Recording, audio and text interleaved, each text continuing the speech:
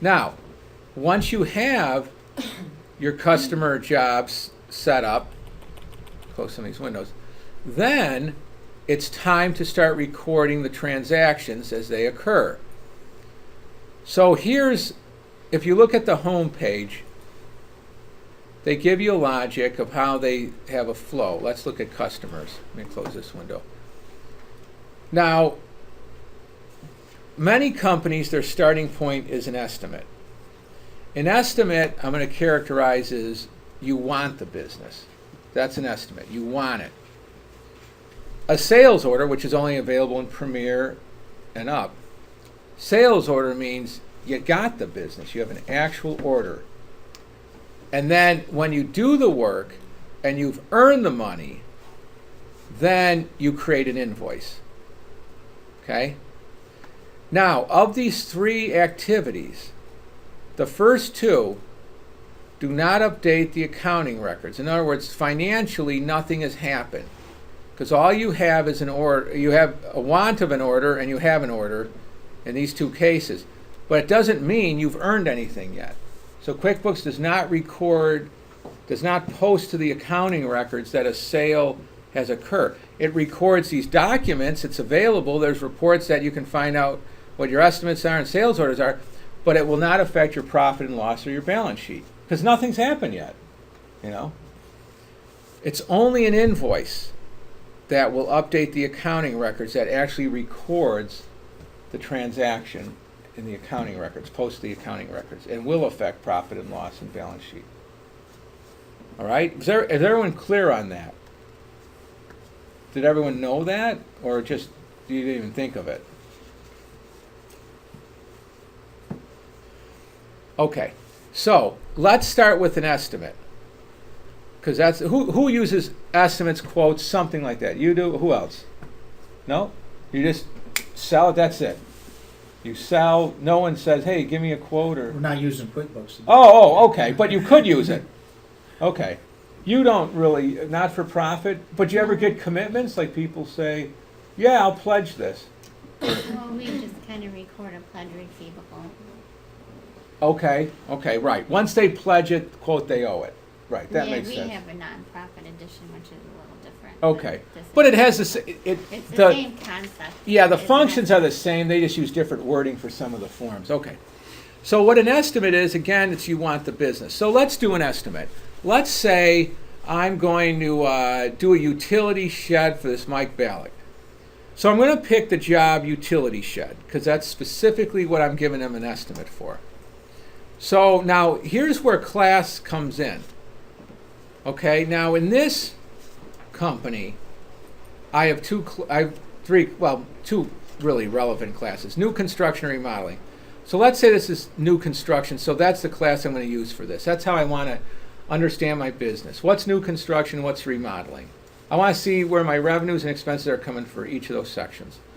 So I'm going to pick new construction. Now the template, this comes from a list. There's a templates list that is all the forms that you can use for the different activities you do in QuickBooks. And sometimes an area may have one or more forms. In this case, there's 3 different forms. One's custom estimate, custom change order, proposal. Okay? The difference between these two isn't a whole lot, but there's some differences. But I'm going to stick with this custom estimate. Okay? Now, because I picked the job that's associated with the customer, all these fields were automatically populated. If I want to change them, I can. It's the beauty of QuickBooks. You can always change things at the transaction level. Any defaults you can change at the transaction level. So you're not stuck with it. Notice there's different ship to address, or if there were different ship to address, I can pick it, right? So here's my ship to choice. Now the estimate number, the sequence, whatever the last number was EST 104, because every form has its own numerical sequence, and it will always increment it by 1, whatever the last one was. So if I change this, if I change this totally and just had a number like this, it would just add 1 to this. It would be 88, the next one. So whatever new one you do, that's where it's going to pick up on sequencing the number. Okay? So then I populate the fields. I put in, okay, what am I quoting? I'm going to quote concrete slab. I've got some blueprints. I've got labor. All right, here's my estimate. So now is it taxable? It's all non-taxable, so this, even though the default came up, it's 0 because all these items are non-taxable. You guys see that? If it was taxable, it would have calculated the sales tax. Now down here, I could put in a customer message. See these little messages? Where do you think this is coming from? This information. A list. Yes, there's actually a list called a customer message list. And you can create little customer messages. When you create one, you just go into new and you type in your little customer message. That's all you have to do. And now you can choose that when you're in here.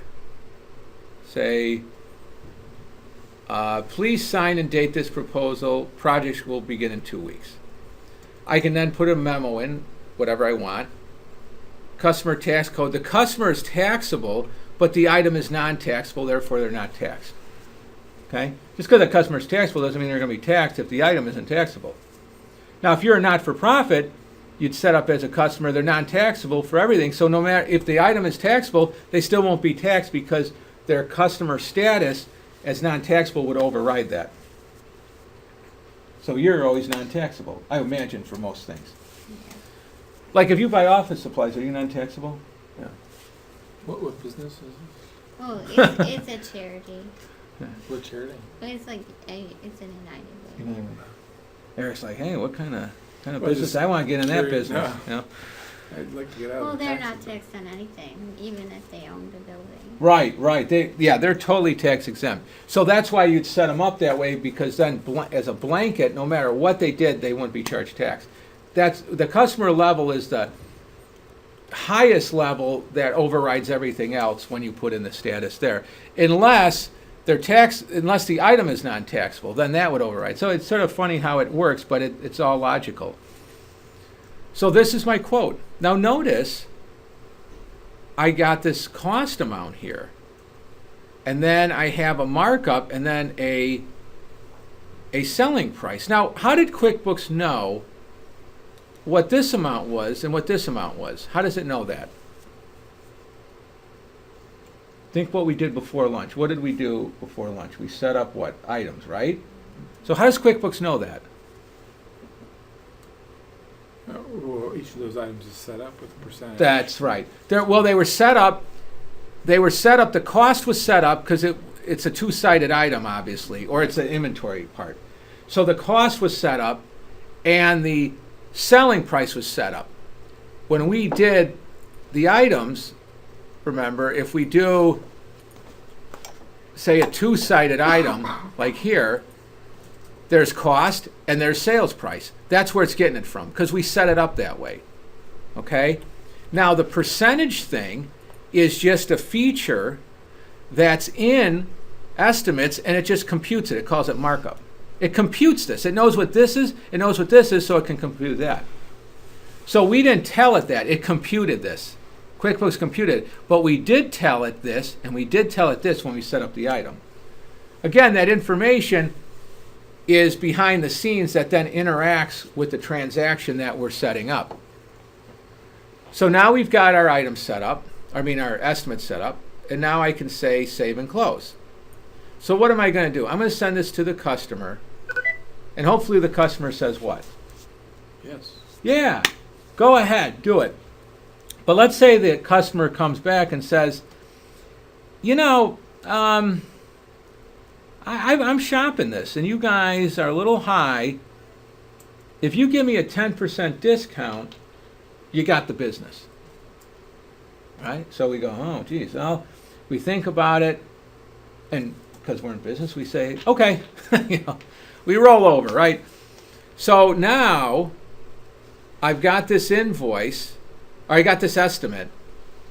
I want it to become a sales order. How am I going to be able to make it a sales order? Because I'm going to give up 10%, right? So what I could do is if I open up a sales order, now this is only available if I have Premier and Up. If I don't have this, then I'm going to have to wait till I have to invoice it to use the estimate information to create an invoice. Now with a sales order, unlike an invoice, I can flip an estimate into a sales order, but if I pull up Mike Ballock's utility shed job, okay, it doesn't prompt me that, it doesn't say, hey, you've got an estimate open. Do you want to flip this estimate in the sales order? It doesn't do that. I hope on later versions it does. So if you're using sales orders, what you'd have to do, a couple things you can do. You can go into Customer Center and you can go down to Mike Ballock, utility shed, and when you look at the transactions, what we're looking for are estimates, right? So I'm going to look at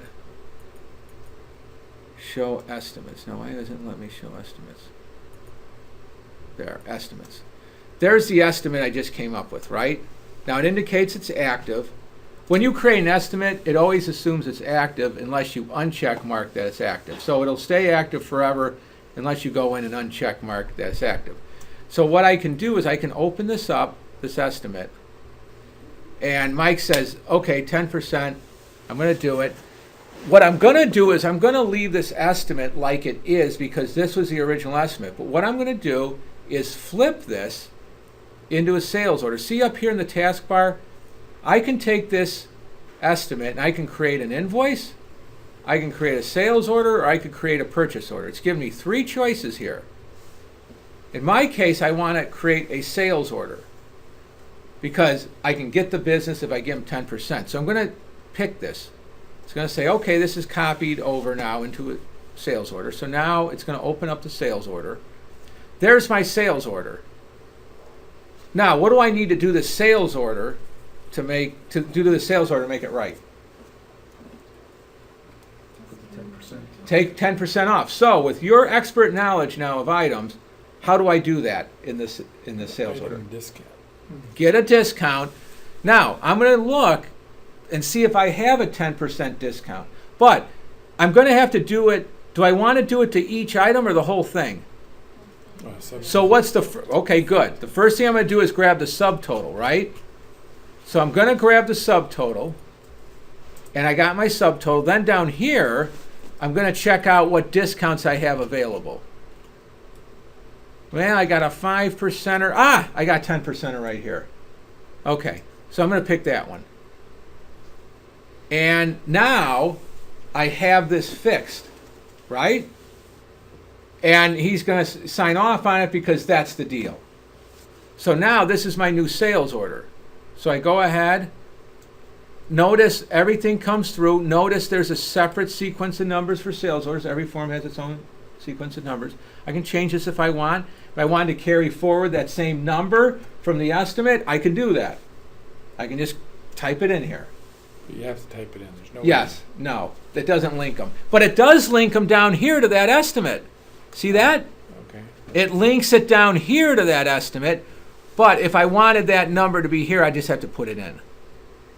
But everything carries over. Customer message, tax code, items, everything. You guys with me? And this is the template being used. If I had other templates to choose from, I could. Okay? Make sense? I know this is getting ahead, but will that number carry on to the No. invoice? That invoice has its own sequence of numbers. Every form has its own sequence of numbers. Will both those numbers show up on the invoice? Yes. Both those numbers? Yes. I'll show you in a second. Oh, cool. So now I've got my sales order, and I can save and close this. Now I have a nice record because if I'll look at all my transactions. I've got my estimate here, right? I have my sales order here. Notice the referencing, the tie-in. Here's the estimate number, and here's the memo tie-in. See that? So these are linked, right? And they're different amounts. So this tells me that, ooh, there was a change from the original estimate, but I always have my original estimate because that is the original estimate. See why I want to keep a history and I want to document what really happened. Right? Yeah, we do that, and it's all on paper, it's a mess. Okay. So now, now notice, see this down here, these fields we see in this transaction tab? If I right click, I can customize these columns. This is another place I can customize columns. I can customize columns over here too, by the way. So if I want to see certain fields that aren't showing up here, if I want to change the order, I can do that, just like we talked about earlier when we were in the chart of accounts. So if you're ever in an area and you're not sure what you can do or can't do, right click. Because right click will give you all your options, or go to the edit drop down menu. So when in doubt, right click, I say. Okay? So I added this memo field because I thought this was a useful field for the very reasons I'm showing you, because it linked these two things together. The default setting didn't have the memo field. If I hit default, it would be back to where it was, but I sort of like it this way for illustrative purposes. So now we're going to do the work, and then what should we do? If we go back to our home page, where are we in the cycle? We did this and this. Now what do we do? Create an invoice, right? Because now we did the work. Now, I can create an invoice a couple ways. I could go in to the sales order and open it up, and I can flip it into an invoice by clicking on Create Invoice. That's one way of doing it. But let's say, and it would work exactly like the estimate into the sales order process. It would copy the sales order information and flip it into an invoice, and then I could just save it. If there's no changes, I can just save it, and then I'm done. Unless I want to change the invoice number or customer message or whatever. So that's one way of doing it. The other way of doing it is, let's say I totally forgot. Let's say someone else is doing the invoicing, and they didn't even know there was an estimate or a sales order or anything. And they came in, they said, "Hey man, we're done with this job." They go in, they create the invoice, and they pick, Mike Ballock's utility shed. Oh, QuickBooks knows there's an estimate out there and there's a sales order out there. What do you want to create the invoice from? Or do you want to just create a new invoice and ignore both? So of these three choices, what do you think is the best choice? Sales order. Why? Why sales order, not estimate? Because you might have changed the order. That's right. Sales order is always the superior choice. Even if the estimate and sales order are the same, still pick sales order just to be safe, because that's the order. An estimate is not an order. A sales order is an order. So always pick sales order. Right? Well, in New York State, don't they, and I could be wrong, but in New York State, don't they make you charge the tax on the full price before the discount? No.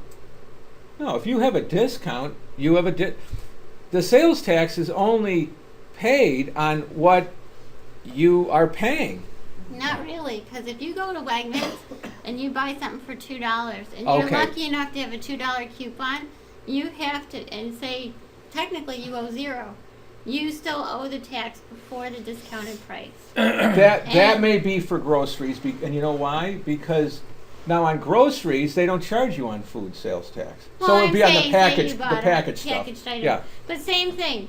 Like we bought a new truck and you're at the Ford dealership, and then they come in with the rebates, and then you calculate your sales tax. that's a good point. You calculate your sales tax and you go, damn it, how'd the bill get so high again? Because I Because you had didn't all get this it. off, and Yeah. they're like, oh no, the tax is on the full retail sticker price. It probably depends on the nature of the type of discount it is. In other words, some people will be like, in that case, those are very regulated industries. So they must have rules for that with the sales tax. But a lot of people will be like, you may have a service where you just sort of show, like manufacturer suggested retail price that no one pays, and then they Right. say, here's your, courtesy discount. But the real price is the net price anyway. That's all they were ever going to charge you, but they just sort of do it for marketing purposes. You have to know what the rules are for your industry. You're right about what you're saying. I didn't think of those examples. But if that's the case, let's say you got to charge it on the full amount. Well, then what you'd have to do is you'd have to say the sales tax amount or the discount amount is non-taxable, so it doesn't take that into account. And then you'd be okay. If the items are taxable and the discount is non-taxable, it won't consider that discount. So that's how you get around it. Yeah. Okay? So because everything is item driven, line item driven, you can designate that. Okay? So that's how you do it. But it would depend on your, again, some people want to posture that you're getting a better deal than you really are. Whereas something like, say, rebates from car companies, I think because that comes from the corporate headquarters and this headquarters or whatever, that type of thing, they have their rules, and they're not necessarily consistent. Well, it's got something to do in New York because, they told me, rebating is illegal in New York technically. How, even, and this is off the subject, but how when they have the Allstate insurance commercials and they say, if you're a good driver, you're going to receive a check every so Right. often for being a good driver. And, I asked my Allstate agent, and he goes, oh, Can't not do in that New in New York, York. honey. Yeah, right. It's not going to happen. But see, this But- is all regulated stuff. Yeah. So you'd have to know the rules for your industry. Mhm. There's no rhyme or reason to it. It's like someone passed some legislation because they want more money. Yeah. But generally, it's not the case for everything. It's not a law for everything. It depends on the industry. Insurance, real estate, cars, that's big money. So they got that all regulated. Little stuff, otherwise sometimes isn't. Okay, so now, like we said, we're going to create the invoice from one or more sales orders. We say, okay, there's the sales order. So we have to select it. Now, if there was 10 of them there, we could pick them all, or we could just pick which ones we want. So sometimes you may do an invoice for several orders because, you just forgot to bill them, and now or invoice them, and now you're going to get them all. But in this case, there's just one, so that's what we'd select, and now it's going to flip it. Then then number 2, it's going to say, do you want to create for the whole sales order? What if I only partially completed that order? It gives me the ability to do a partial, and then it would be back ordered. Then you'd have an open sales order for the remaining amount. Let's say we'll do the whole thing. So I say okay. It flips it into an invoice, and now I've got my invoice. Now, if nothing changes, okay, then we would go ahead and save it. And there's our invoice number, so we would change that if we wanted to, or we run with it. But see, it's a different sequence. Yeah. And then here's the reference for the estimate. There is a template that will show the sales order. Hold on. Let's pick a different template because you want to see the sales order number. Yeah, we just wanted to see that they were both there. Well, they are if you pick a. Let's try Sales order estimate, custom sales order. Let's see what this one does. Nothing. Let's see what The one with the SO in it? this one does. Okay, which one did you say? One This one. Yeah. There we go. Yeah, there you go. Sales order. Okay, so there you go. There it has both. Yeah, there it is both. And nothing else substantially changed either, so we're okay with that. Okay, you with me? And then we would save it. Now, if I save this, will it update the accounting records? Yes. Yes, and why? Why will it? It's income. Because that's what an invoice does. That's just how QuickBooks programmed it. It's sort of the answer. They programmed sales orders, estimates do not update the accounting records, invoicing does. Now, what if I wanted to pre-invoice someone? Let's say someone said, "Hey, send me an invoice. Give me a copy of the invoice for my records," and I want it ahead of time. Because sometimes people want that. Well, what you could do, there's something called pending. Save as pending. So, see this mark as pending or mark as pending? A pending invoice will not update the accounting records. If someone needs a copy and it has, say, invoice on it and has everything that an invoice is going to show, you can make it pending and it's non-posting. So there's an example of where you can have an invoice and it won't post. You save it, and then when you're ready to post it, you pull it up again and then click on mark as final and save it, and then it'll post it. Now, that may not be pertinent to you guys. I'm just showing you the functionality. It's for us, because Okay. new customers have to put 50% down. So they want to see the invoice reflecting the 50% down. So you would have a payment down here of 50%, and you need to show it to them, but you haven't done the work yet, you don't want to record the sale yet, then you'd use pending. Okay? But half of it shows that.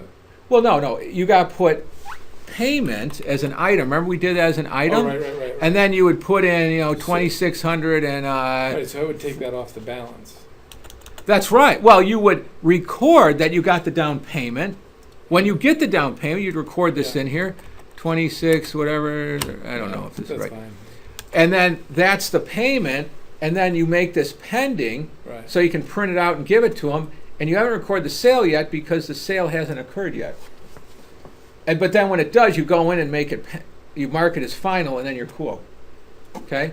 If you need to know what's pending, there's actually a report in sales called pending sales report. So it'll show you everything that's pending so that you can know where it is and then double click on it. And how do you make that final? Just by opening it up and clicking on the button. Right now it's pending. You just come back mark in, as open it final. up, and then mark as final. Okay. And then you save it. And then that would post the accounting records. Okay, does that make sense to everyone? Now, some other features that pertain to all transactions I'm going to show you now as well. So I would record this, and boom, I'm done with the cycle. So we took an estimate, made it into a sales order, made it into an invoice. We had a change for the sales order from the estimate. The invoice, I showed you how to do it either pending or final. And you see the whole flow. What's nice about this system is, notice, we only entered the information once at the beginning. And I didn't have to change it again except for adding the discount in. It's pretty nice, isn't it? I mean, it saves a lot of keystrokes doing it that way. Especially if you have a big, hairy invoice or an estimate. Some estimates can get pretty lengthy in some industries. I mean, you have 20, 30, 40 line items. Now, what you can do for any of these transactions, really any transaction, doesn't matter if it's estimate, sales order, invoice, enter bills, write checks, journal entry, credit memo, blah, blah, blah. Doesn't matter. All of them will have this ability, is you can take any transaction, and if you go to edit or you right click, you can duplicate it, which means you just mirror it. You can memorize it if you want to do it more than one time. Memorizing is another thing, and you can void it. So all the transactions you create in QuickBooks, you can usually duplicate, memorize, or void. Okay? So the way duplicate works, you simply I'll just pull up like an invoice that we just did. If I had this job again for, let's say I did one utility shed, he goes, it's so nice, I want a twin next to it. Okay, so we go through the same thing. We start with the estimate. And if I wanted to duplicate this, I just hit duplicate. And see, it incremented it by 1. Did you see that? It just incremented it by 1. So that's the duplicate. That's how you duplicate it. Okay, if I wanted to... But where it didn't show up there. I didn't save it. Oh, okay. I just canceled it. If I want to memorize it, I click on memorize, so that the estimate can be recalled by any customer. Interesting. When you memorize an estimate, QuickBooks removes the customer job so that the estimate can be recalled by any customer. You may have certain estimates that can apply to anyone. And in that case, this would allow you to make it a generic template, if you will, to be used for future purposes. What I want to show you is the basic memorize transaction window. Whenever you memorize a transaction, this is the window that will show up. Doesn't matter what the transaction is, this is the window. And what it is that you put in a name, whatever it is, for that transaction you're going to memorize. Then you can pick, add to my reminder list, do not remind me, whatever. I would add to the reminder list in case you were supposed to do something and you didn't. If you want to do it once a month, you can pick whatever time period you want, daily, weekly, monthly, but you got to pick one of these. So let's say you did it monthly. And let's say this was the first date, so the next date is going to be 1/15. Okay? So then I've created this template and I say okay. And now if I go under list, there's a memorized transaction list that'll show you all your memorized transactions. Okay?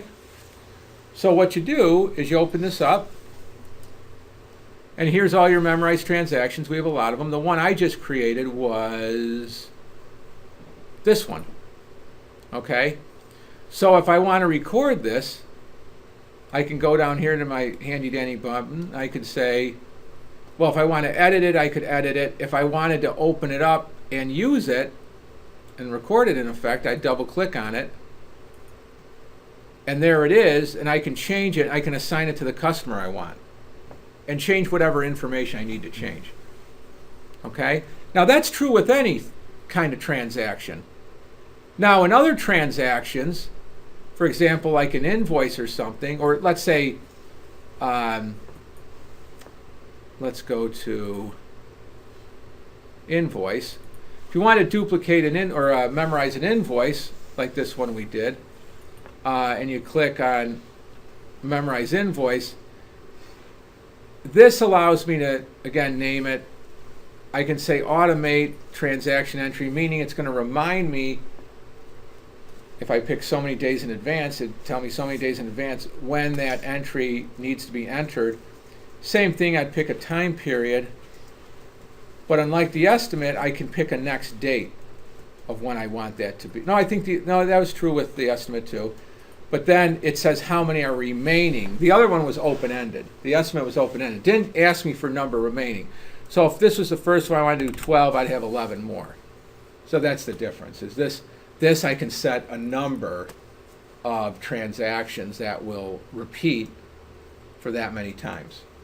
But it'll only record them in the time frame that it becomes due, based on the next date and how many days before I want to enter it. And this kind of stuff would end up on my reminders list, right? Remember the reminders list we talked about this earlier today? Reminding you when to record something. Well, any kind of memorized transaction ends up on the reminder list as well. And when you record it, then it won't be on the reminder list. So that's how you memorize a transaction. Okay, any questions on that? Now, what sometimes is tricky, people aren't sure how to do, is if you want to change a memorized transaction. Now there's two aspects you can change. You can change the parameters of how many are left or that. So if I want to change this one, this monthly rent one, this relates to a bill, and I went into my button here and I hit edit memorize transaction, it allows me to edit this screen. But this screen has nothing to do with the dollar amount, does it? It just has to do with the timing. Okay? If you want to change the dollar amount, let's say the new rent amount is $600 a month, and I need to change it. I can open up the transaction, and for this particular one, I can change it. Now, if I want the remaining ones to change too, I have to rememorize it. So I have to hit memorize again, and I have to replace that memorized transaction with this one, so that in the future, and then I have to save the original one, and now the future ones will be 600.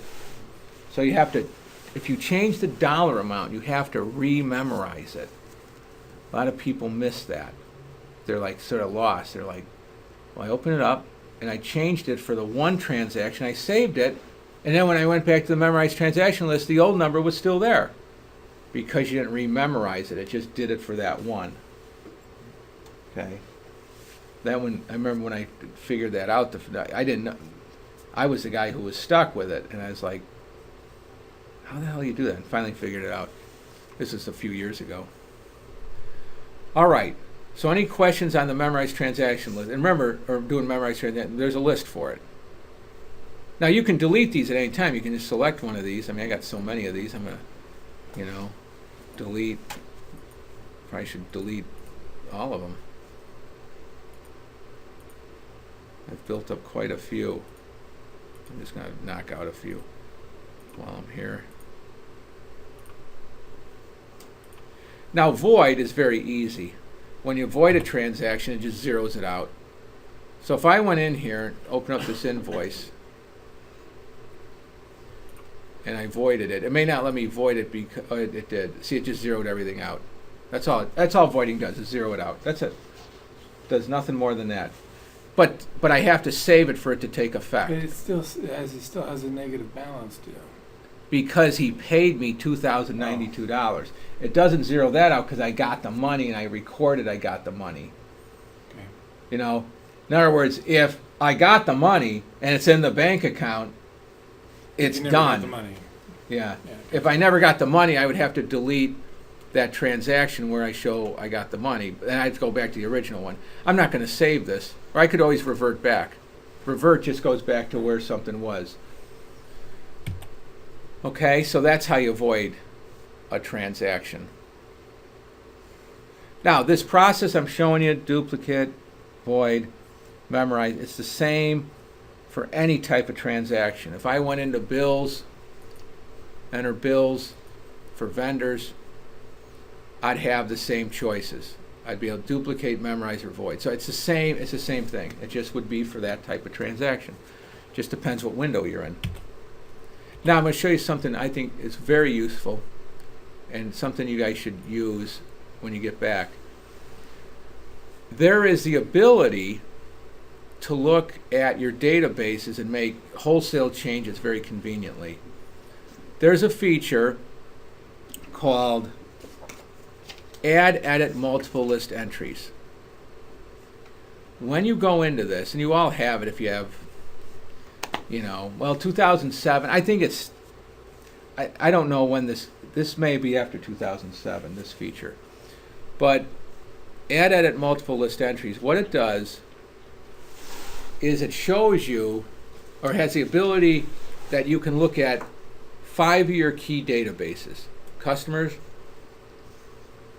vendors, service items, inventory parts, non-inventory parts, and inventory assemblies if you have Premier. So I guess it's 6 areas.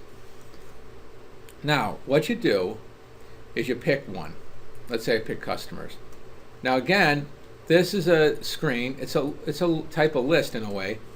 So you can customize the columns. You could right-click, customize columns. There's also a button here to customize columns. Now, why would you do that? Because this is your entire customer database right here. And these are all the fields associated with it. When you go into customize columns, look at all these fields. When you go into customize columns, oh, I scrolled too much. All right, stop.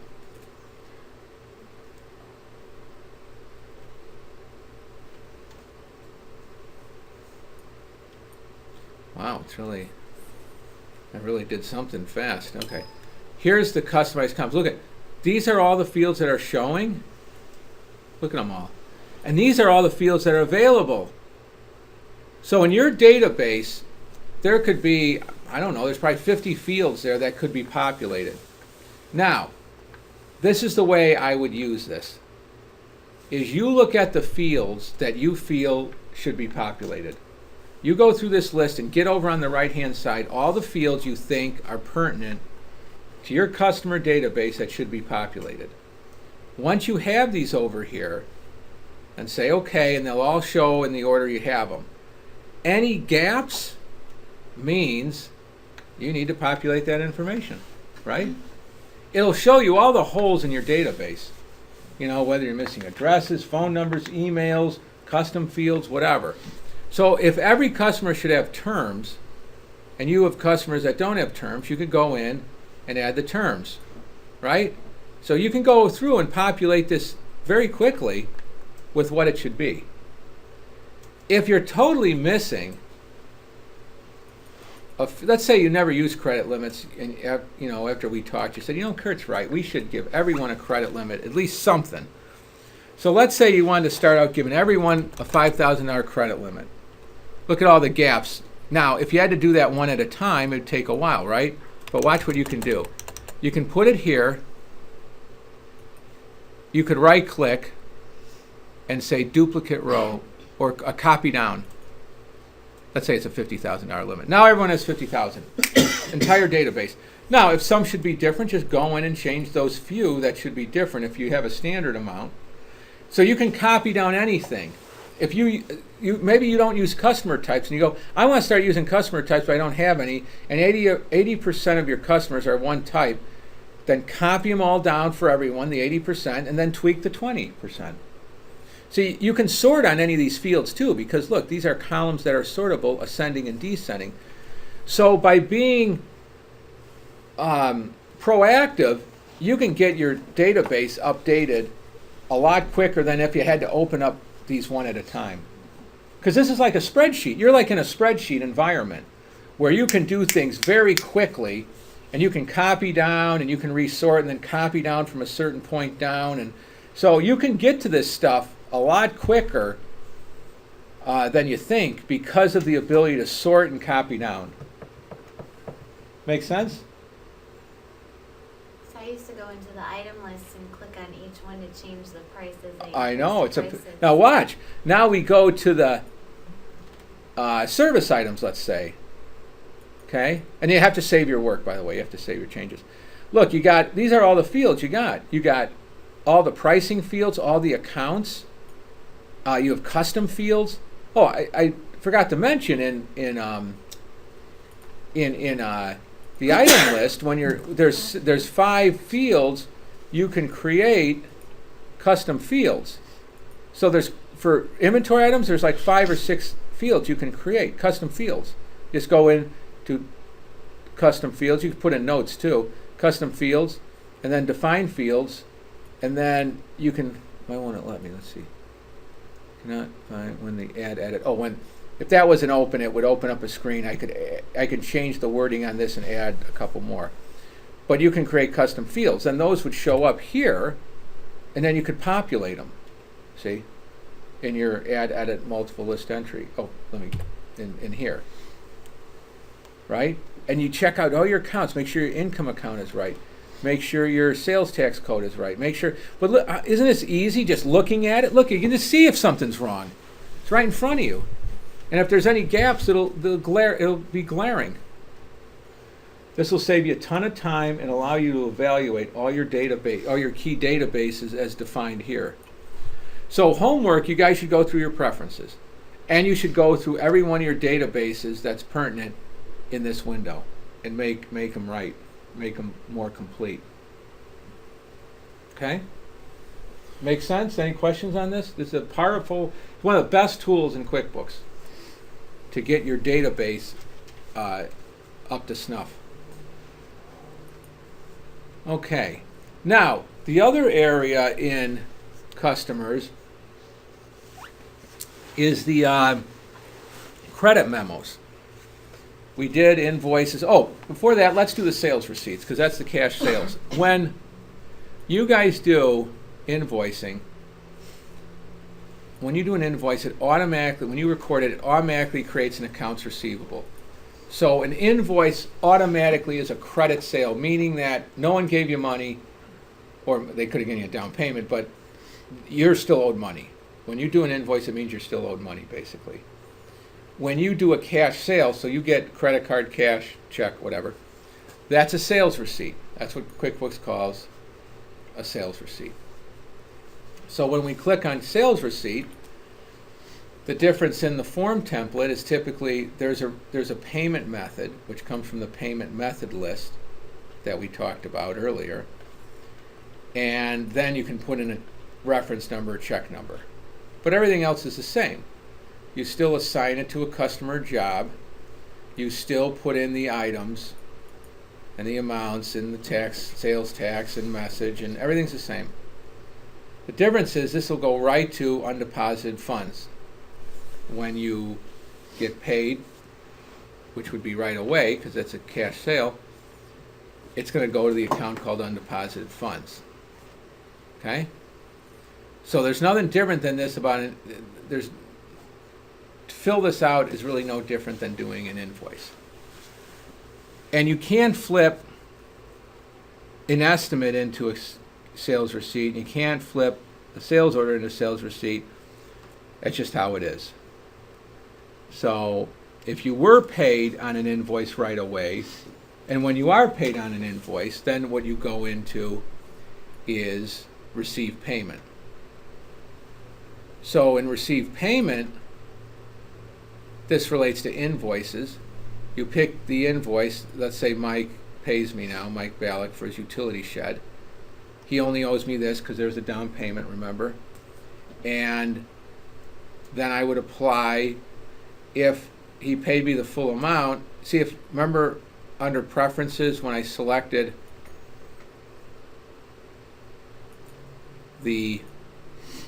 or payments, under payments where I selected apply payments, automatically calculate payments. What that means is automatically apply payments. If I select this invoice, it'll automatically assume that's what I received. If I put in the amount and it matches up to the invoice, then it'll automatically select the invoice that matches up with. That's what the automatic thing means. 2653. Okay, that's how it works. So once I select this and it'll be paid off, then when I hit save and close, then this amount of money will go into undeposited funds. So for the most part, undeposited funds gets updated through either receive payments, this window, or sales receipt window, which is the cash sale. Those are the two ways typically undeposited funds gets updated. That's your cash in from sales. Now, what does that mean, this undeposited funds thing? Well, the undeposited funds is an account in the chart of accounts. It's an asset account. It's basically I call it a holding account. So it's an account that's a current asset. QuickBooks sets it up automatically for you when you create QuickBooks and they create the chart of accounts. And what it does, if I open it up, because it's a balance sheet account, it'll have a register. Here are the increases, and where does it come from? Sales receipts. RCPT means sales receipt. PMT means receive payment. See how that's increasing the account, the undeposited funds account? It's increasing it. Now, how do you decrease it? When you make a deposit. I'll show you that in a minute. But notice the individual amounts received are recorded in the register for undeposited funds. Likewise, when you make a deposit, the individual amounts you're depositing are taken out. Now, this makes sense if you think about it. I get the mail, and I get 5 checks in. Okay? I take the 5 checks, I apply them to the invoices they belong to through receive payments. Right? One by one, I apply them to the customer job and record them. They then go to undeposited funds as increases. Checks on my desk. Now, what am I going to do? I'm going to grab a deposit slip, I'm going to fill it out, and on my deposit slip, I'm going to list every check, right? And then at the end, I'm going to total it. Then I'm going to go to the bank, I'm going to hand the teller my deposit slip with 5 checks. Teller's going to look at them, going to add them up, going to record a deposit for those 5 checks and hand me a receipt. That receipt is going to give me the total. It's not going to list each one. It's going to be a total. When I get my bank statement, that's the total that'll be on my bank statement. Okay? The reason why they use undeposited funds is the detail is captured in undeposited funds. But when you make a deposit, which is under checking, under banking, you make a deposit, the first screen that comes up is here's the detail amounts that are hanging out in undeposited funds, and until I select them to deposit them, they will sit here.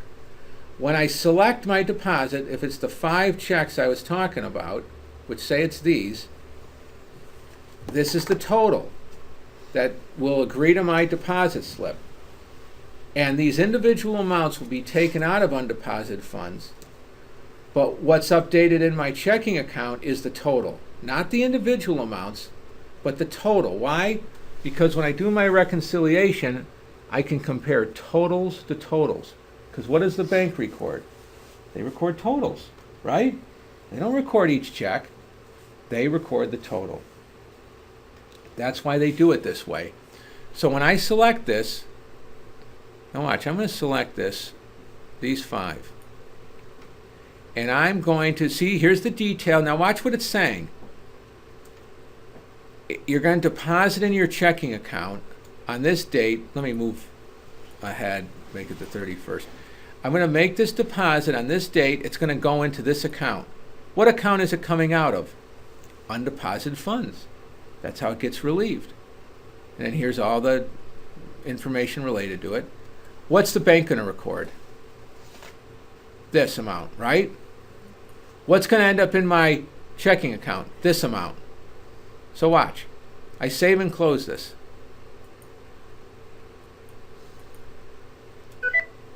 Now watch. On the 31st, there's my 5 amounts decreasing undeposited funds. Where'd the money come in? The money came in, right here, basically. This is when it came in. This is when it got deposited. In, out, in, out, in, out. That's what undeposited funds. It's a holding account. Comes in, goes out. Comes in, goes out. Checks comes in on your desk, goes to the bank, out. In, out. Now, what's happening in the checking account? I go to the checking account, and on the 31st, the total's recorded. Not the individual amounts, the total. Now, if I open this up, this deposit, if I open this up, it'll show me the detail. This is the screen we were just in. It opens up the deposit. But this is what gets recorded in the checking account. Why? Because when I do a reconciliation under banking, and I go into reconcile, and I reconcile the checking account, say here's the ending balance for the end of, end of whatever, January. The amounts that are going to be in there on the deposit side, that 18,000, is right there, right? What's my bank statement going to show? The 18,000, not the individual amount. So now I can reconcile this to my bank account, and it's an exact match. Does that make sense to you guys? Why you use undeposited funds? Same thing with credit card batches. If you use if you get paid by credit cards, what is the credit card company deposit in your bank? Each individual amount or a batch total for the day? A batch total.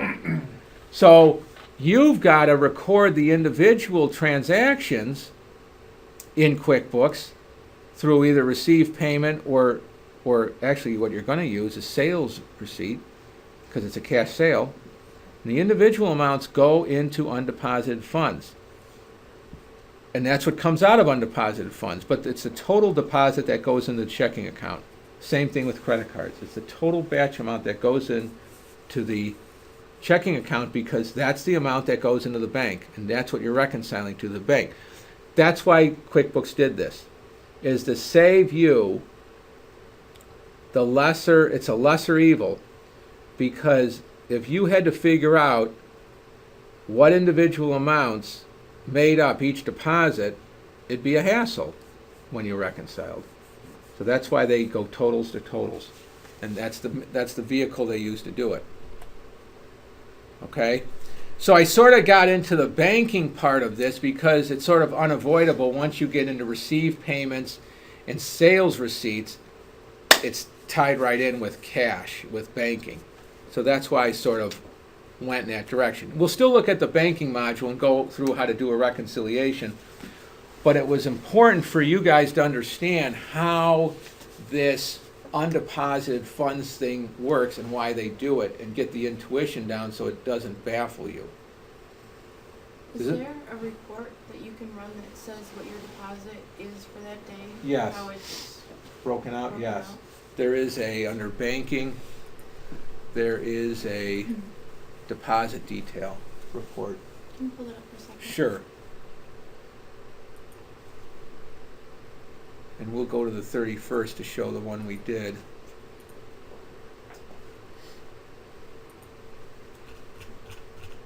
There's the one we did. The one on the bottom. Okay, what are your thoughts on this? Did I lose you? Did you follow it? Are you sort of murky on it? Talk to me. Already use it. What's that? Already use it. You don't use it? Already use it. Oh, okay, but you understand it? Yeah. Okay.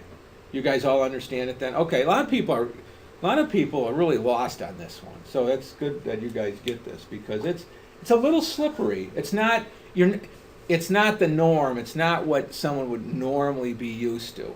But it does make sense. When you break it down and you follow the flow of it, it really makes a lot of sense. I hated it the first time I came across. I go, what the hell is this? I didn't like it at all because I didn't understand it. Then when I understood, I said, yeah, okay, I agree. You know, now I love it. So, okay, now, Can I have one more question? sure. Are you using the web connector when you're using it from another program because you are accepting payments in another program? Use the web connector to bring it in. You're still going to do that deposit function first. If, depending on the interface you have with the source that you're bringing it in under, if programs are working with QuickBooks, they'll drop it into undeposited funds, typically. Which it did. Then you're good. Okay. Yeah. Then Then all- something I have to do. No, if it's dropping, that's what you want, and then do the deposit. The So key I wanted you step, to run that report because I want to see if that matched what I had. yeah, then you could run that report. Make sure you do the deposit. You gotta go in the banking deposit step, select the undeposited funds to record the deposit, and then you should be golden, and then that report will show that. Okay. But you gotta do that extra, you gotta do the step in banking to do that. Okay, now, there is another thing I wanted to show you in customer transactions, and that's credit memos. And that's an important thing to understand, because, look, if you're in business, eventually, you're gonna have to give someone a credit or a refund. I mean, it's inevitable. So how do you do that in QuickBooks? Well, they have a nice function called Create Credit Memos Refunds. Now, when you do that, basically, it looks like an invoice, the screen that opens up, except it's a credit memo. It's going to go the opposite way. So QuickBooks knows it's programmed that a credit memo goes the opposite way of what a invoice would do accounting-wise, because it's a negative, right?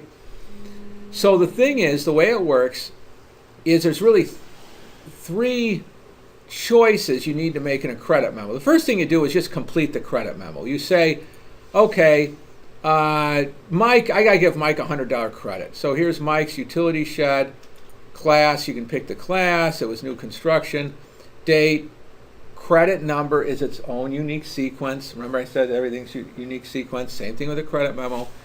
Now if there's a PO number you got from the customer, you could put it in there.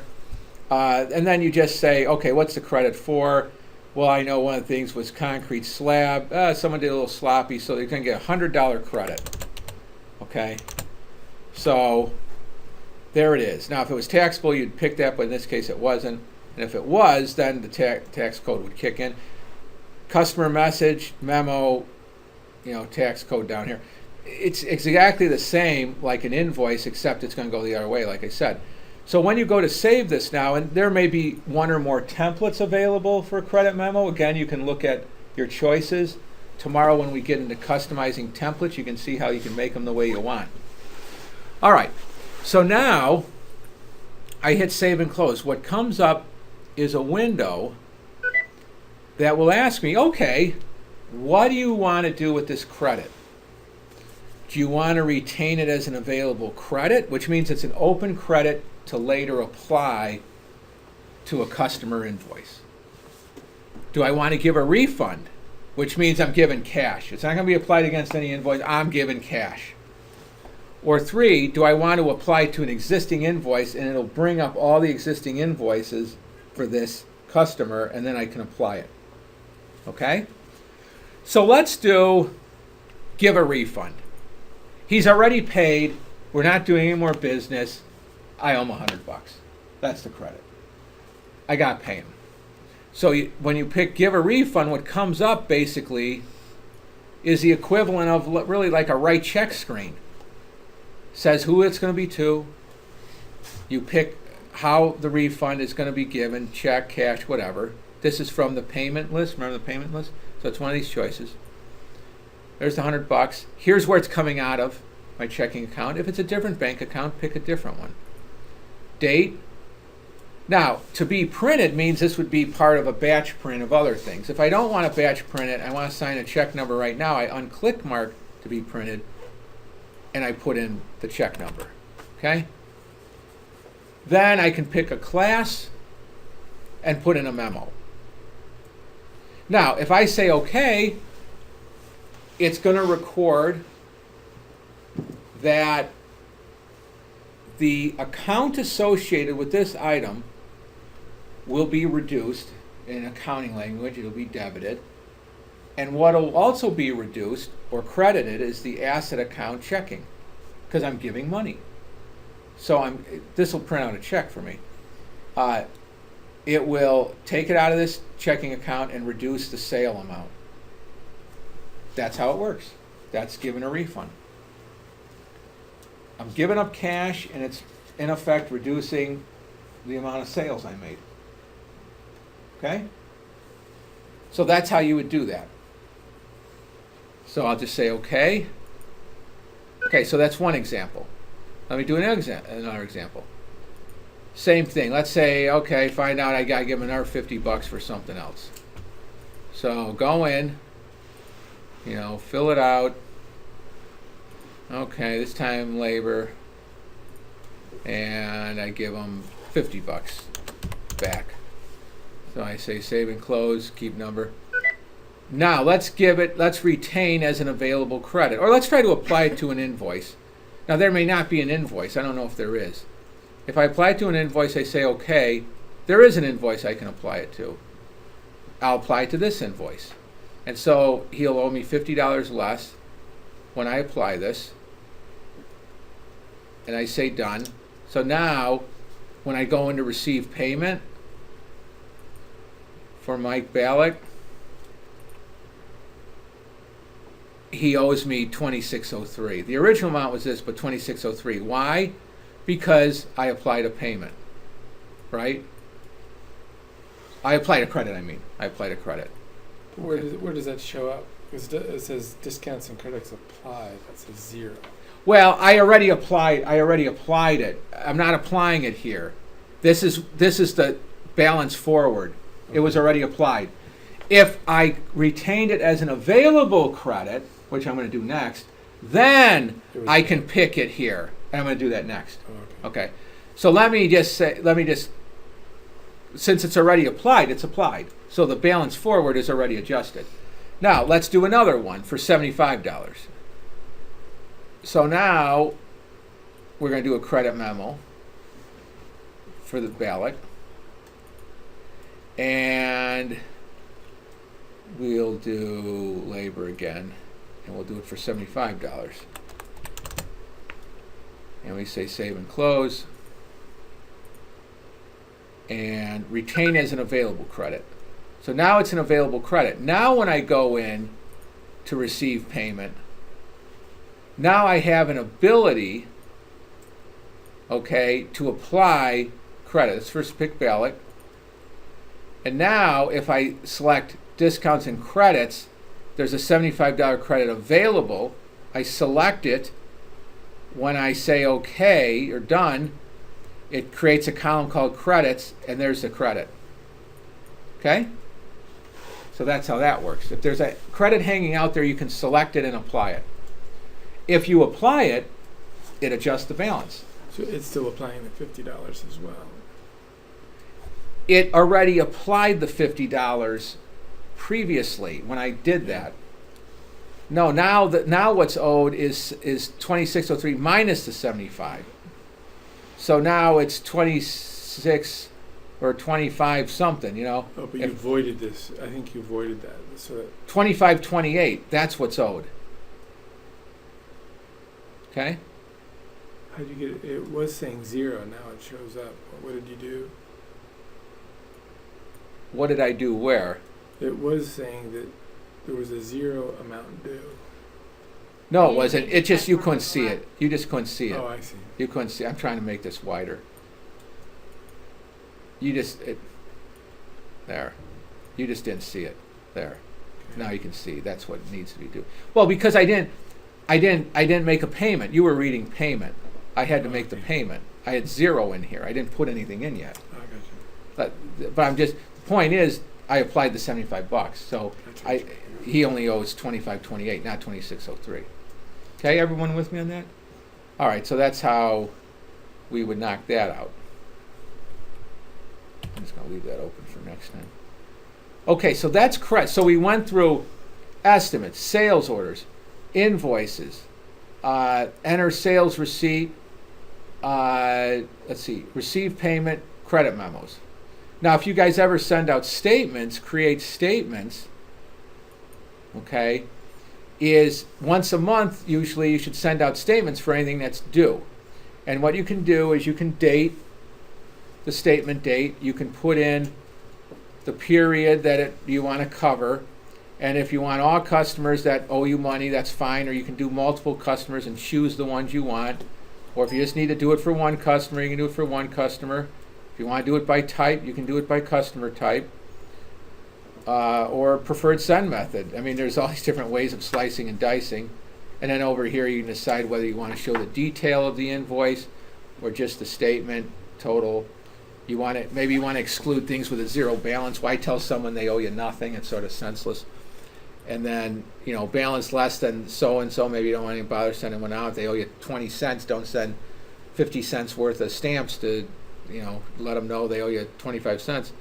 Or if there's been no activity, maybe you don't. So you have to decide here what parameters you want to choose for that. Okay? And then if you want to assess those finance charges we talked about earlier, you can click that here. And then you just go into preview, it show you all your statements, and then you can either email them or print them out, or both. Okay, so that's how you do statements. A good idea to do it. I mean, you know, if people aren't paying you, either call them up or remind them through a statement, or both. All right, why don't we do this? Why don't we take a 10-minute break, because we're ready to go now into the banking part, and then we'll do the banking function and then vendors and disbursement cycle, and that should pretty much take us to the end of the day. Okay?